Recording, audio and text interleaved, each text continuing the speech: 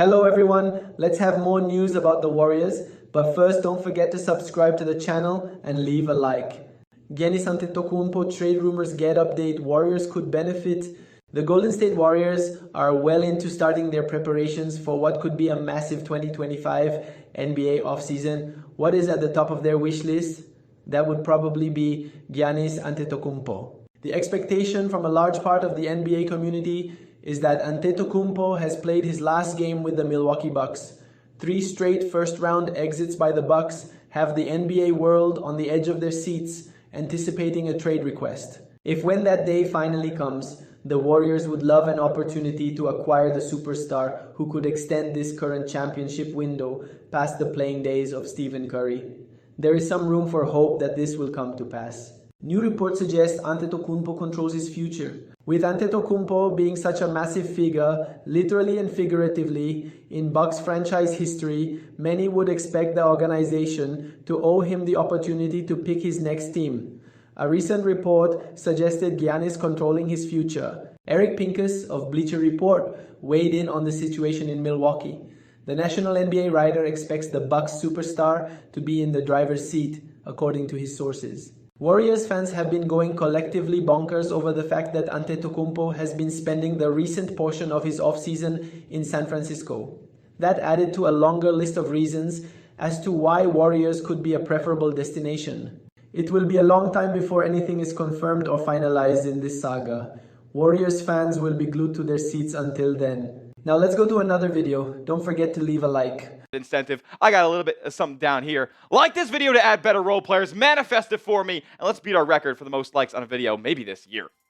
All right, this is the full quote from Brett Siegel talking about the Warriors offseason. We might address other aspects of what he had to say for it, but as for now, he says, Andrew Wiggins was a player that was a shooter off on the ball, on the wing, and could also create scoring opportunities for himself. The Dubs hope to find another player like that who can wear many different hats on the wing and can be a lead secondary scoring threat. Carris Levert and Bruce Brown are 2 names to keep an eye on in this regard for Golden State. Absolutely. We all know the Golden State has a couple of needs, and all of them really involve size. Yes, they completely lack a true center that I believe can play 25 to 30 minutes a night.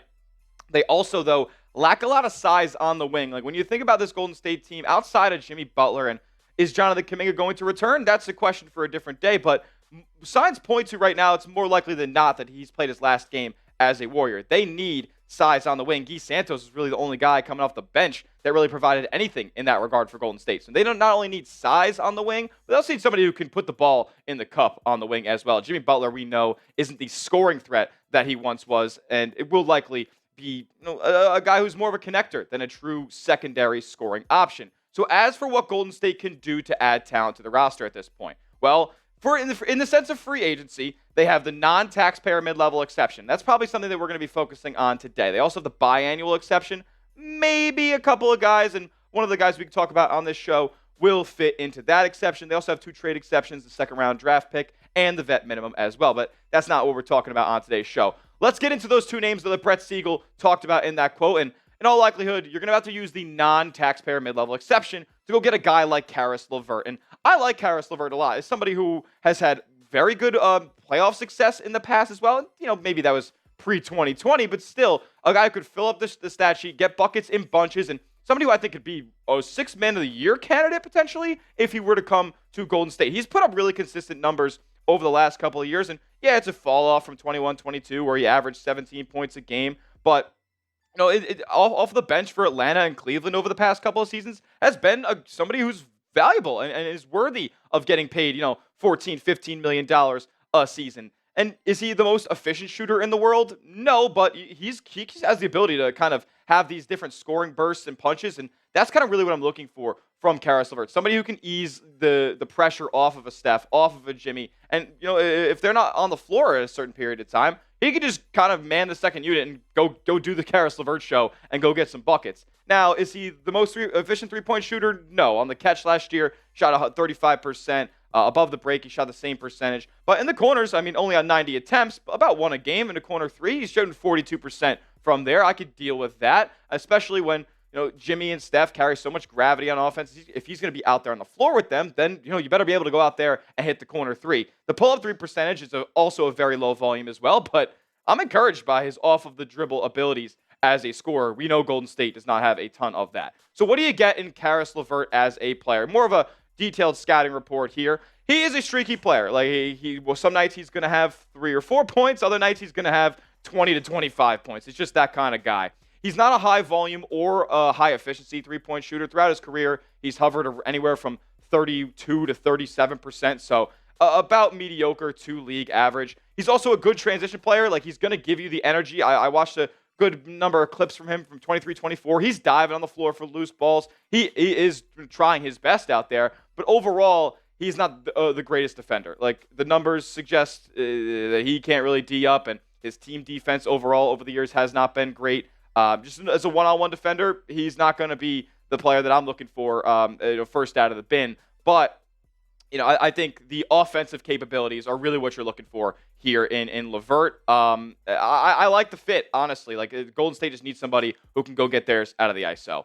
Next up, though, we're going to talk about Bruce Brown. And I wanted to kind of cut this video in half today because I really believe that Levert and Bruce Brown both provide much different skill sets for Golden State, albeit, kind of being along the same mold of players. We'll talk about that in just a moment, but first, I got to give a huge shout out to our sponsor on the program, and that is Prize Picks. Prize Picks is America's #1 daily fantasy sports platform because it's daily fantasy made easy. Here's how it works. Just pick a lineup of 2 to 6 players and just pick more or less on their projected stats. Whether it's basketball, baseball, hockey, should favor over a Carris Levert. We are going to examine that right here, right now. So Bruce Brown, like, we know he was an integral part of the Denver Nuggets championship run back in 2023. And ever since lifting that Larry O'Brien trophy, the Warriors have had reported trade interest in Bruce Brown all the way up to now. And now Brett Siegel brings the name up again. And with him hitting free agency this summer after signing that 2-year, I believe it was $40 million contract, he was making $20 million a season, something the Nuggets could not match. But he's now going to be hitting free agency. And I think as an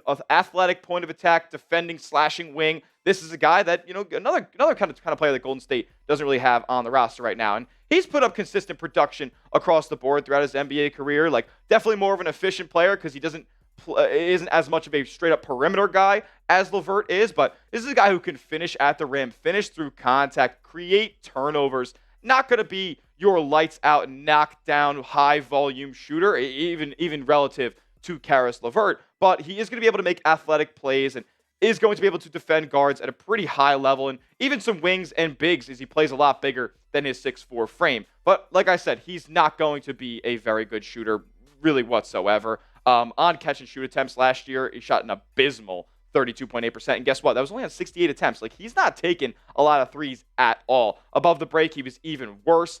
And then in the corner, he was pretty solid. Like, 42 attempts. He shot 40%. Like, fine. But if we're signing Bruce Brown here, I'm not signing him with the intent of him becoming a volume shooter in this Golden State offense, even though we know they like to get up a ton of threes. But more on Brown here as far as his scouting report goes. Like, he's a slasher at the end of the day. Like, he has a little bit of the in-between game, got that floater working a little bit well. But what you're really asking for from Bruce Brown is to bring you high energy, high effort, and be that point of attack defender who's a big body and tough to get by for a lot of these high-octane guards in this league. He can create turnovers. He can get out in transition. Like I said, really good finisher through contact. And he's also a really good screen setter. And that's what I think could be an X factor for him being signed by Golden State. Will work super well in the short roll as being a guy who could either hit that floater, take one dribble, go up with it, or hit a Golden State player that's open on the perimeter as well. I think he would fit in magnificently in this Golden State offense, even though he himself is not the best floor spacer. Somebody else on the Golden State Warriors rotation who's not a floor spacer but fits this mold, like, you guys are probably being reminded of somebody right now, and that's the Mitten, GP2. This is your Gary Payton, the second replacement. They're both 6'4", but Bruce Brown feels a lot bigger than GP2. And to be quite honest with you, even though Gary Payton II wants to come back to Golden State next season, I wasn't entirely impressed. Yes, he punched above his weight class when it comes to his offensive capabilities, but defensively, I was really there's a lot left to be desired for Gary Payton. Like, he got cooked by Anthony Edwards. He was kind of getting cooked by Jalen Green or Fred VanVleet, whatever guard was attacking him on the Rockets. And for a 6'4" guy who plays primarily out of the dunker spot, like, I think Bruce Brown will be a massive upgrade over GP2 while providing a lot of the same positives that the Mitten does. So pick one to trade for me. They both provide a lot of different skill sets, but I believe both do fit in Golden State's roster and system, and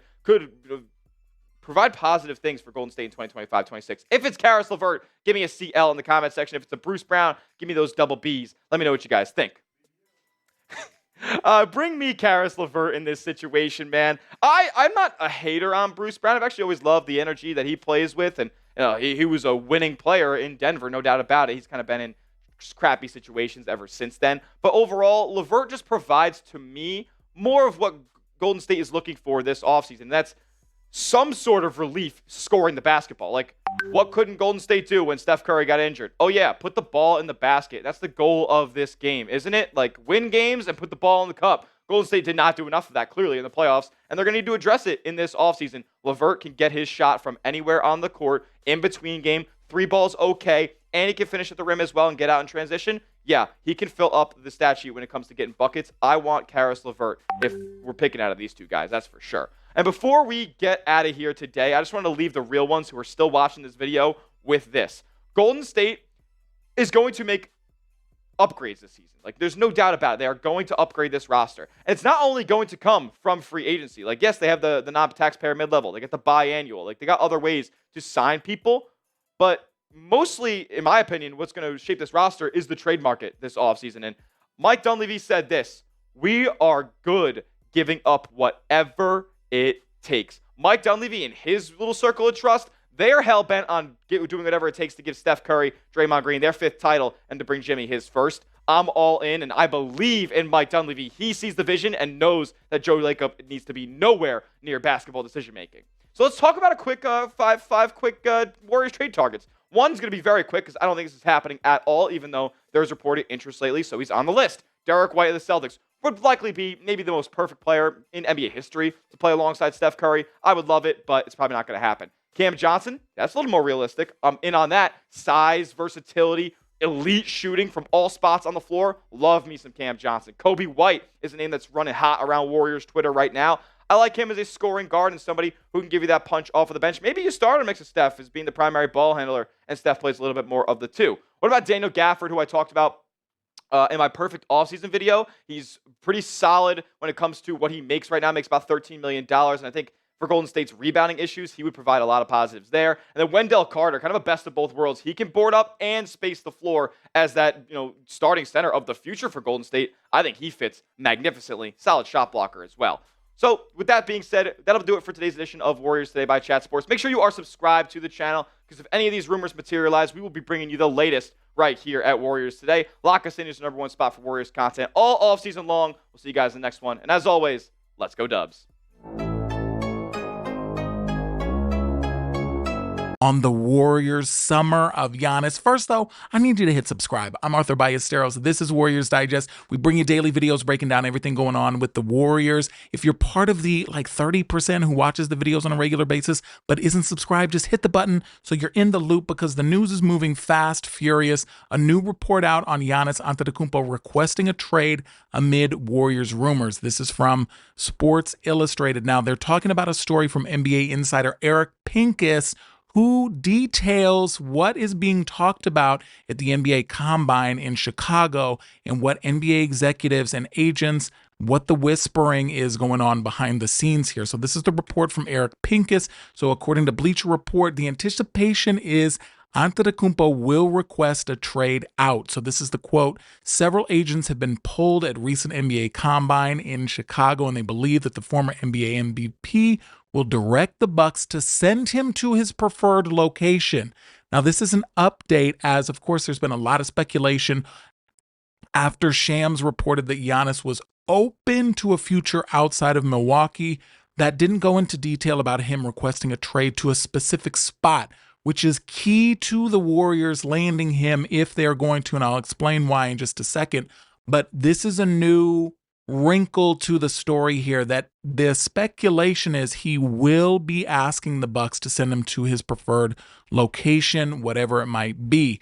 So this is interesting, as it starts to give a little bit more hope that we can get some of these AI mock-ups in real life with Giannis, Jimmy Butler, Steph Curry. Hold on, though. This is still a monumental task to pull off, and we'll break it all down. But I was going to explain something to you about why Oh, why this benefits the Warriors? Because when you look at something like this, the Warriors don't necessarily have all the pieces that the Bucks would want. Why would the Bucks want to take an aging Jimmy Butler to make the salary cap work? Do the Warriors have enough picks? Probably not. There's a lot of misleading BS headlines out there, and I want to be real with you here. Stuff like this. Brian Windhorst says the Warriors have a path to a Giannis trade, but can't win a bidding war. There has been a lot of talk about what Brian Windhorst said on Get Up recently, where he said that the Warriors, yes, theoretically they have a path to Giannis, but they don't have enough pieces to win the bidding war. Well, everybody ran with that out of context and started saying that, oh, Windhorst is saying that the Warriors have the pieces. No, that's not what he was saying. Lots of BS flying around, but I need you to stick with me here because we're going deep down a Warriors rabbit hole and it's going to get weird here. So first of all, I want to bring up Exhibit A that is sending Warriors fans into an absolute frenzy. Now, a couple of days ago, Giannis, as you can see in this video, was spotted by a member of the Warriors Reddit community checking into the Ritz-Carlton in San Francisco. So everybody goes crazy. Why is Giannis in San Francisco? There's these headlines coming out about it. Yes, Giannis is staying in a hotel in San Francisco. No, it's not to visit the Warriors. So what is it for? He's at a Google One conference hyping up the crowd. Thousands of people in attendance, and still we can't get a single video that's better than this 2-second clip. I can't even tell if that's Giannis, but we're going down deeper into the rabbit hole, so follow me here because there's some interesting tidbits on Giannis and the connection to the Warriors. I swear you're not going to lose your mind like I am. We're not losing our mind here when we do this, right? This is me. We're connecting the dots here, so let's go a little bit deeper. Reddit Fresno reports out saying that they're seeing Giannis in Fresno. That's about 4 hours away from San Francisco. What is Giannis doing out there? Well, I did a little bit more digging. He went to a graduation, as we see here. The Reddit person is saying, oh, he was at Fresno State's commencement. Well, just so happens that his wife has major family ties to Fresno. Why do I know about his wife's ties to Fresno? Because we're too deep in this rabbit hole, people. We're going too far. Giannis is probably not coming to the Warriors, but it's the only hope a lot of us have, and we got a lot of stuff to figure out here. I'm losing my mind at all of this, but we're going to go even deeper here because they're like, oh, well, there's also another connection here. Brook Lopez, who the Warriors have been rumored to be getting, a teammate of Giannis. He's from Fresno, too. And if you look back at one of my videos on Brook Lopez, you'll see that I disparaged Fresno in an awful way, and I'm actually very sorry for it. If you're from Fresno, you're probably a great person. I have family in Fresno. They're not great people. I digress. What's he doing in all of these areas here? It's sending Warriors fans into a frenzy. There's crazy reports coming out. Let's just hold our horses just a little bit here. We all want to see Giannis, but this is getting weird. There's headlines coming out like this, where we're drawing conclusions about Giannis Antetokounmpo sparks Warriors rumors with comments. The comments was that he loves to play as Steph Curry on 2K, and we're running with, let's slow down. He potentially could come to the Warriors if Joe Lacob decides we're going all in, and if Giannis says, I want to come to San Francisco, Milwaukee, trade me there no matter what, Milwaukee's going to find a way because this man meant so much to that city that they're going to do him right, but they're also going to want to get something back in return. The Warriors just don't have the pieces necessarily to fully make sense without trading somebody like Jimmy Butler. I would also like to point out as another exhibit here, as I'm on a roll, that if you look at the teams left in the playoffs, OKC, Minnesota, Indy, New York, there is not one single team with a $50 million player on the payroll right now. Karl Anthony Towns makes $49 million for the Knicks. The Warriors, in essence, would have two guys making almost $60 million when you look at what Steph is going to make next year. And Giannis is about $54 million. Jimmy Butler is $54 million. There's no way you keep all three on the team at the same time. It's wild. But the NBA is shifting away, as you see. These are deep teams that are left in the playoffs. The Warriors would be gutted by adding Giannis. So let's just not get too far ahead of ourselves, because Giannis coming in means we're gutted, means we have an incredible starting five in some sense and one of the best duos ever in the league, and that's exciting. But if we're watching and looking at what is winning championships and what is going far in the playoffs, in the NBA in 2025, it's youth and depth. So just let's be careful. I know we only got one more shot left at Steph's 5th ring, and it's probably next year, and this is probably the best shot at it. But damn, it's going to cost a lot, and we're going to be cooked for years after. So let's just see where the rumors keep going. Watch out for the fake stuff out there and keep following me down this deep hole that we're all getting ourselves into. I have a family. Like, why am I so concerned about whether or not Giannis's wife is from Fresno and what's her connection to Fresno? I don't know. But to all of you, good night. To the good people of Fresno, have a wonderful life. And I'll talk to you tomorrow. Peace. Warriors predicted to trade Jonathan Kuminga to Bulls in offseason to address major team need. With their season coming to a close in the second round of the playoffs, the Golden State Warriors now have a crucial offseason ahead of them. Golden State had a great second half to the season after acquiring Jimmy Butler from the Miami Heat to pair alongside Stephen Curry and Draymond Green. Unfortunately for the Warriors, they were unable to make a deep playoff run with their new look roster after Curry suffered a hamstring injury in their second round series against the Minnesota Timberwolves, eventually losing the series in 5 games. Now the Warriors will look to upgrade their roster in the offseason to build around their aging core, but they also have a key decision to make regarding one of their young players. That player is Jonathan Kuminga, who will be a restricted free agent this offseason. Because of this, the Warriors need to decide whether they see Kuminga as a key piece of their future, which did not seem the case in the playoffs. With Kuminga likely on the move this summer, Bleacher Report's Andy Bailey recently predicted that Golden State will send him to the Chicago Bulls via a sign and trade that would allow the Warriors to fill a much-needed position. In the trade, Bailey has Golden State sending Kuminga to Chicago for Nikola Vucevic, Lonzo Ball, and a 2029 top 5 protected first-round pick. Of course, the Warriors showed interest in Vucevic at the trade deadline due to their lack of a center, but they were unable to land the veteran big man. By making this trade, that would change, as they would not only add a much-needed starting center, but also acquire a solid backup point guard in Ball that would be able to bring a spark off the bench. This trade would also work out for Kuminga, as he would receive a larger role in Chicago than he did in Golden State, though the Bulls may want more in return for a trade involving both Vucevic and Ball. Either way, adding Vucevic in the offseason would be a major boost to the Warriors' frontcourt as they try to win another championship next season. And you, fan, what do you think about Nikola Vucevic's situation? Leave your opinion in the comments.